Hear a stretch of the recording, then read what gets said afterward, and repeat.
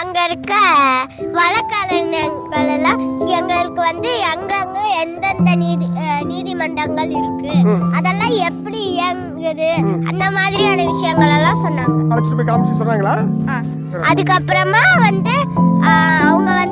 அவங்களும் எங்க கூட நட்பா பழகினாங்க. சரி, இப்ப நீதிமன்றங்கிறது பயம் தரக்கூடிய இடமா இருக்கும் பாத்தீங்களா? அங்க குற்றவாளிகள் தான் போவாங்க, சரியா? அங்க தண்டனைகள் கொடுப்பாங்க அப்படின்னலாம் ஒரு ஏற்கனவே நமக்கு நினைச்சிட்டு இருப்போம்ல.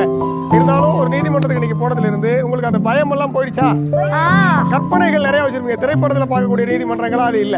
திரைப்படத்துல நீதிமன்ற காட்சிகள் இருக்கிறது போல அங்க இருக்கிறது இல்லைங்கிறதையும் புரிஞ்சுக்கிட்டீங்களா? சரியா? அப்போ எப்பவுமே நாம திரைப்படங்கள்ல காட்டுற எல்லாமே உண்மைகளா இருக்காது.